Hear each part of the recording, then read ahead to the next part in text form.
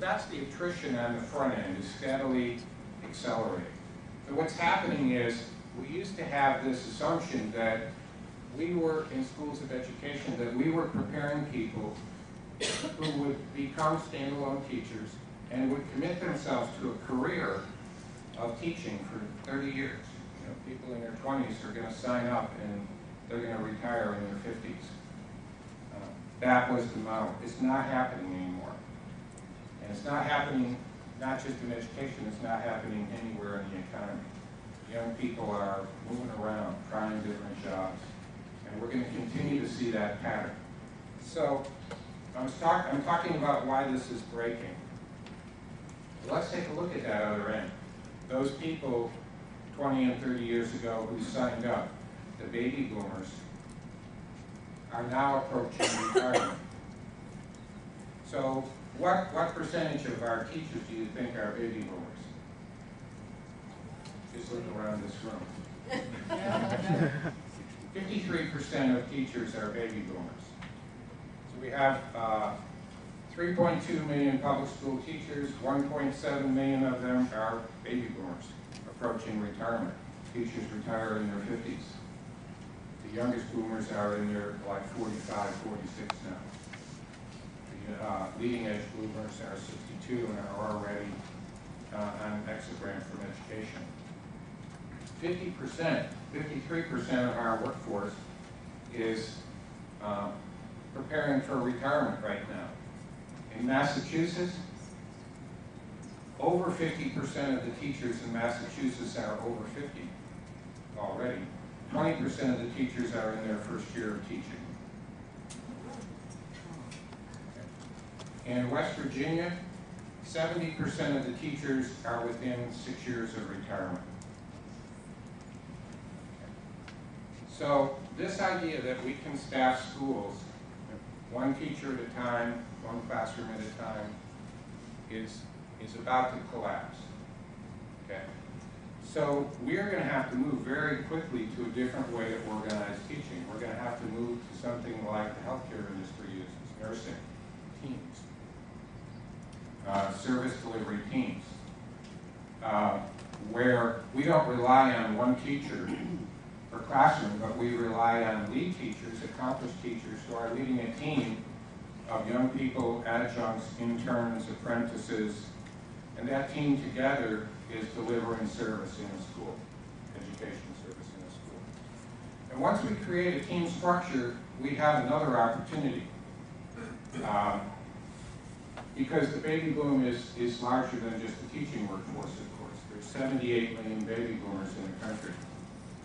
And of those boomers, half of them say that when they retire, they intend to or need to continue to work. They either want to or continue to stay engaged in some way. People are calling this an encore career. And they have to because financially, or they want to because they want to give back or stay actively engaged. They're healthy, they're going to live a long life, and they want to give back. And of that 50%, 30 to 40% of them say they wanted to be in education or working with youth. Okay? And if you've done those numbers pretty quickly, of the 78 million, 50%, then 30, it's about 14 million people, which is 3 or 4 times as big as the whole teaching workforce, that could sign, volunteer. They want to do more than volunteer. They could show up at the doors and start working with young people. They don't all want to be teachers, but they want to contribute in some way. Some of them may become teachers. Okay? So, right now, if you're an experienced engineer from NASA's Goddard Space Flight Center here in suburban Maryland, and you go to a school, you've got 2 options. You can either go through a teacher preparation program and become a teacher, which you don't want to do because you've already got all this experience and you want to get into real schools real fast and do things. Or you can be a teacher's aide, and there's nothing in the middle. Okay? But if we restructured schools and created team environments, learning team environment, we could create an environment in which these NASA employees, for example, could work as members of project-based learning teams with teachers and students. And so that's exactly what we're doing. We're working on a project right now, developing it with the Goddard Space Flight Center, in which they will do project-based learning in schools in Maryland, in earth sciences, so that current employees will work as team members with teachers and students on long-term projects. And through that process, create a structure in which retired employees can continue to do that. And remember, NASA is the ultimate project-based learning organization, right? Their project is how do you put a man on the moon, right? They know a lot about project management, project-based learning, which we're going to bring to schools.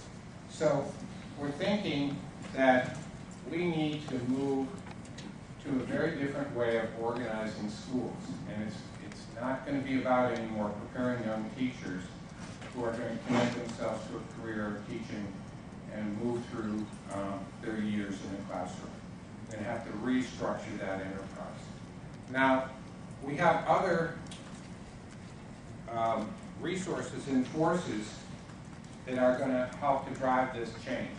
The demographic shift is going to be massive, and school districts and states around the country are going to be forced, if nothing else, to think of a different way to organize their schools. We're already working with West Virginia, and Kathleen is here and back, and I will be there in about a week after the Columbus Day, a few weeks, talking with all the superintendents in West Virginia about what they're going to do to deal with the fact that 70% of their teachers could retire in less than 6 years. They're going to have to reorganize the way they do business in that state. Well, this Threshold magazine issue that some of you have, we didn't have enough copies, has a map inside. It's called Map of the Future Forces Affecting Education. So you're going to have to share. If you open this fold-out map, this map is done by two groups. One is KnowledgeWorks, a foundation, the other is the Institute for the Future. It's kind of a forecasting forces map. Okay. And it's pretty busy, pretty complex when you first look at it, okay? But when you look at it, the thing to do is to focus on this gray column right here going down the side. And you'll see things that you recognize. The first two are really about Web 2.0.